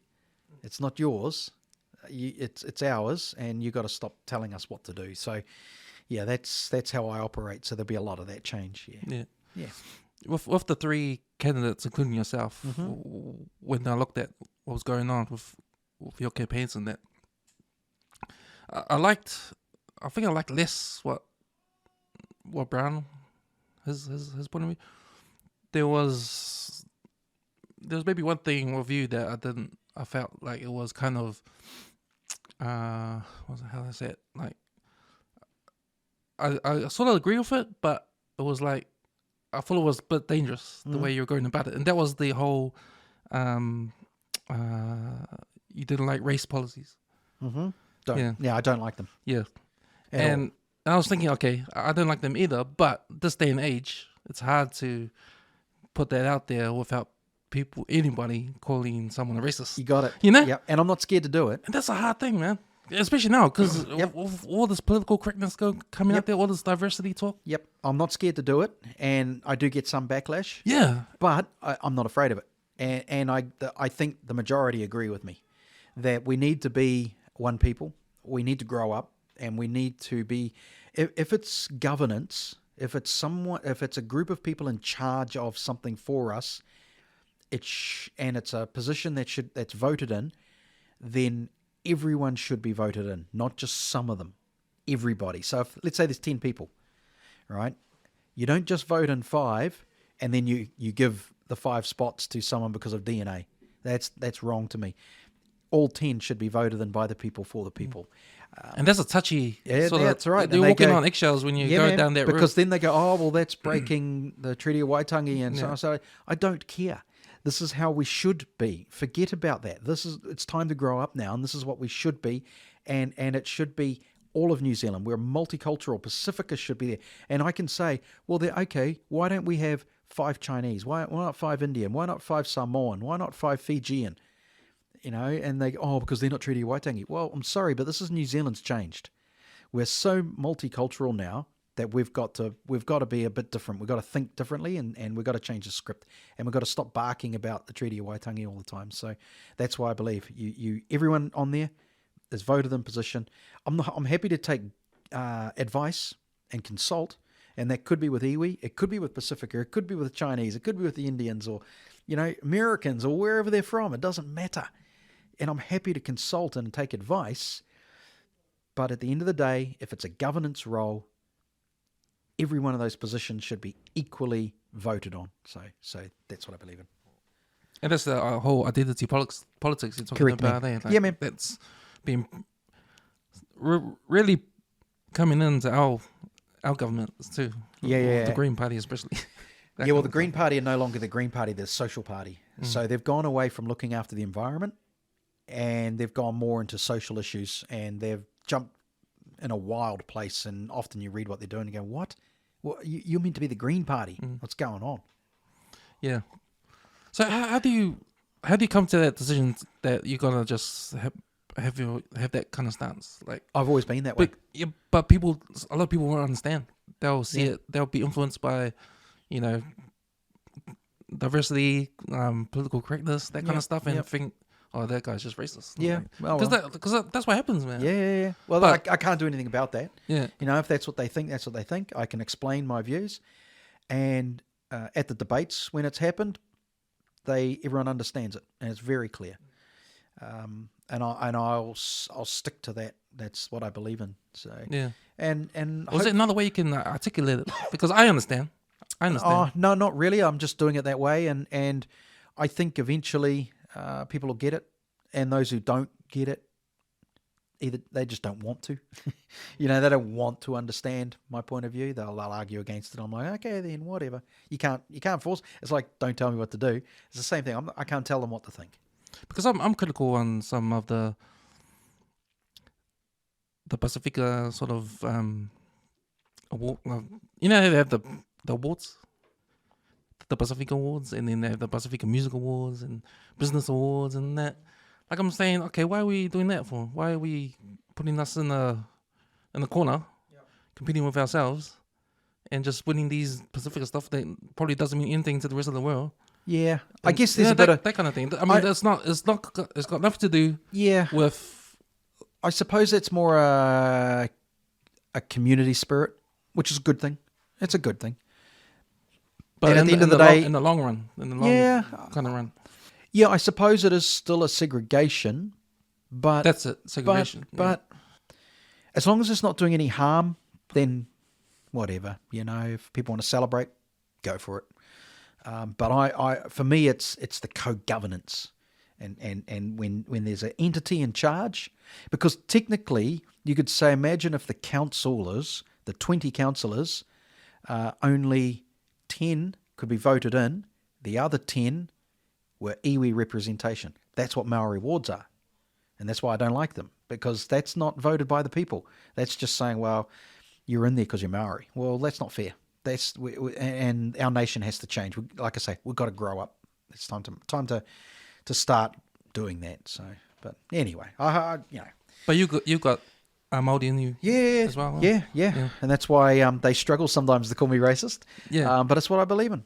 Otherwise I should say to them, well, actually, I should be the mayor by default just because I'm Māori. I'm the only candidate that is. So, there we go. I should be mayor. The other criticism I think people have of you with that view is the decolonization thing that's going on, because that's anti that. That's not. You're not trying to. You're not. It's kind of like. How can I explain it? It's not helping decolonization. Your views on not having. But it is, isn't it? Because I'm saying we don't want separatism anymore. But it's like you're going back to the Western world sort of thinking. Yeah, I see what you're saying. Yeah. That's what I mean about people will misunderstand and think. I'm just trying to look at the other side of the. No, I think what people think. Yeah, they might think of it like that. I'm just thinking of it as... You're giving in to the Western world ways and... No, more just I wouldn't say giving in. I just think that's the right way, just for me. I just think it's the right way. Yeah. That we're going to be governed and you got to be voted in. To me, it's clean cut. That's what I want from anyone that's holding a governance position over me. I want the right to vote them in. You know, we were recently on the news because after the Queen, she passed away, and Charles is now the King, there was talk about New Zealand becoming a republic. And when that happens, it's right. When I heard that now the Treaty of Waitangi won't longer be valid because when the Queen's gone, that's that half of the treaty gone, and correct. What's going to happen? As far as I'm aware, yes, it'll nullify it, and I think that's where the big pushback will come. Because if that happens, do you think that will happen? Because that'll be very interesting. Yeah, in terms of colonization, decolonization, because that's sort of pushed decolonization forward. Yeah, it'll be a huge part of the discussion. Yeah. I got no problem with becoming a republic. I see no issue with it, and maybe that's what we need to grow up. Maybe that is the kick we need to say we're now one nation. We're just New Zealanders. We're just Kiwis. I don't care if you're from Tonga or if you're from Mumbai. Doesn't matter. You're a Kiwi now, and we're all going to be that in New Zealand. You know, but there'll be some kickback. Massive, mate. Yeah, but anyway. Yeah. So I hope that explains who I am as a person. Yeah. Oh, great. So, man, we got one more week, I think. One more week. So what's going to happen? Well, it's a matter of getting that message. I got to push the message hard on social media to say I'm an option. I still think the only option. That's I'm positive. That's your slogan, there. Yep, the only option, because the others aren't an option. And that's I'm going to push hard, and I'm not going to quit, and hopefully the message is enough to get me up there, and then I'll make the decision. If I'm not successful, I'll make the decision with some people and say, hey, do I try again or not? And I think that'll just simply come down to the numbers. How many voted? If you get more numbers, I think you got 32,000 last time. Yeah. If you get more this time, I'll push you to it would. Come running. But if I got a low number, I'd be going, wow, okay. Got some good reach out there. People were interested in what I'm saying. They didn't vote. So, okay, I'm going to go do something else. So, the other thing you were straightforward on is the climate change thing, eh? Yep. And, when I think about that, I think about, there's got to be more important things than... Because what I think? You got to tackle poverty first. Because the people in poverty, climate change is the last thing on their mind. Exactly. Yeah. They're trying to survive. Yeah. And the problem with poverty is it's a government issue, not a council issue. All we can do for poverty as a council is keep the rates hike as low as possible, so that they're not having to pay higher rents or not having to pay higher rates on their own property, whatever it is. So that's all council can do. The rest of it is government. So what's because things to run the city, right? You got the police, but that's government. It's government. You got the fire service, that's government. Schools, hospitals, that's all government. All government. Right. Social services is government. So it's not like America, when the mayor runs the... Yep. No, it's not. It's separate. And so the council is actually, to me, that's why my focus is core services. That we're a service company, the council. Our job is to maintain the city and build it. That's our job. And it's the government's job to provide some of those services inside our city, which is the policing, the ambulance, fire, hospitals, schools. Because the fire service has been striking. Yeah. Because they're not being looked after by the government either. So that's and if the government isn't supplying that to Auckland, it's the mayor's job to lobby government to say you're not supplying us with what you're meant to be supplying us. So come on, get your act together. We need it. We're desperate for it. It's got to happen. When is it happening? Why isn't it happening? And you just get into them. So that means the council wasn't backing them up when they were on strike, weren't they? Correct. Wow. The council should have been there making a huge noise. They should have been press releases. They should have been making public statements saying to government, you're not doing your job. Do your job. Yeah. Because our citizens are without fire services this weekend, and that's dangerous, and it's not meant to be the way. So, yeah, focus on that instead of climate change, please. That's what I believe in. Because, for me, it's all about priorities. Health, education, the two top things. Yep. That's right. And then... But if you put cycleways in front of all that, right. That's what it feels like. It's the priorities are wrong. If you put climate change, in front of all that, yes. Well, to me, you solve poverty. Yeah. If you solve poverty, you solve climate change. Well, the only thing I want to deal with climate change is the mitigation, which means helping to slow down the effects of the bad weather. right? Because what we do in New Zealand is not going to stop the weather changes. We're too small. Our percentages are too small. That's actually overseas, that combined, that's going to do it. So we need to do things like making sure our drains are cleaned, culverts are cleaned, rivers are dredged, so that we don't get the big floods. The seawalls are built properly so that we're not getting erosion, so that we're not losing our beaches, and we're not going to get floods and stuff from there. So that for me is way more important, is spending our money on maintenance. It's maintenance. That's the job of a council, maintenance. So let's do that job properly, and that's what I'll do as mayor. That's what I'll be pushing hard for. And if I get in, that's what the people want to.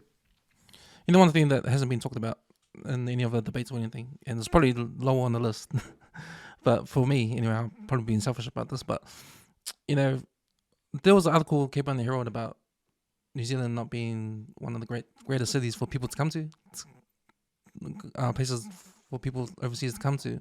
And they made a list of things, and some of the things were related to the city. Mm-hmm. Like everything's closed. The CBD, yeah. CBD's closed, yeah, nothing's open. They always rate cities on the CBD, not on the outskirts. It's always a CBD. Right. Yeah. But I felt it too. Like, I think that too. Like, for a vibrant city and everything's closed. Yeah. Well, the reason is because of COVID, one. So it's a little unusual. But the second reason is the government made a lot of the downtown into emergency housing, and it turned the CBD into a dumpster.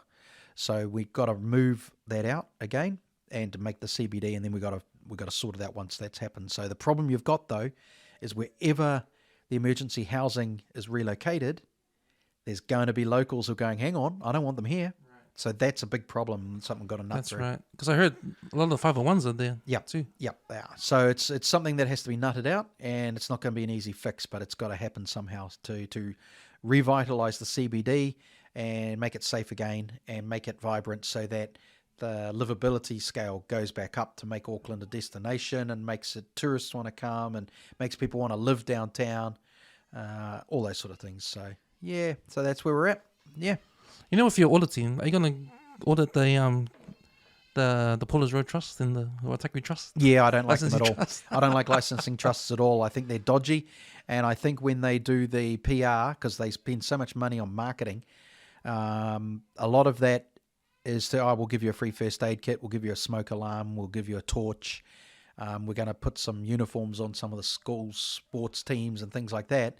All right, but it's all a have. The amount of money they take themselves for all the administration, it's just ridiculous. So, and they're a monopoly. They're stopping other businesses from coming in and providing, a better retail experience for people. So I'm against them. I can't stop them as mayor, but I can sue. I can use the office to be really influential and vocal and loud to say it's time for a referendum and make that happen. So that's what I would be doing. Whether it'll go through or not, don't know. But because that licensing trust entity like the CCOs.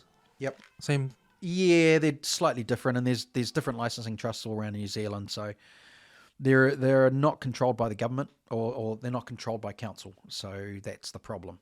They're a law. They're a legislation thing, and it's a little bit of work to go through. But yeah, it can be changed. But it's I think they're a system that's not required anymore. So it's just something I'll be noisy about.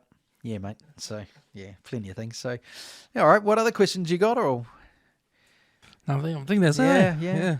All right. Did you have a good time? Yeah. I suspect as long as you get me 10, 20,000 votes, I'll be happy. That'll make this worthwhile. You get at least 200 from here. There you go. I think. Good. Okay. Well, it's a start. It's a start, mate. I just got to edit it before as soon as possible. Yeah, mate. You got to get it online. Yeah, no, it'll be on YouTube. Hopefully, I'll get it this weekend. So there we go. Everyone's got a whole week to. And suddenly, if I win the mayoralty, I'll say it's because of this podcast, and then you'll have to come into the office. You might even have a job as my podcast production engineer. Hey, if I could leave my job and be that, I'll be it. There we go. I'll do it. We'll get rid of half of the PR staff that Phil Goff uses, and we'll just keep it grassroots, blue collar. A couple of the boys, couple of the girls in there doing the job. That's all we need. That's it. That's it, mate. Yeah. Thanks, Craig. Hey, no worries, man. Appreciate it. Thanks for the invite, man. No worries. Thanks, guys.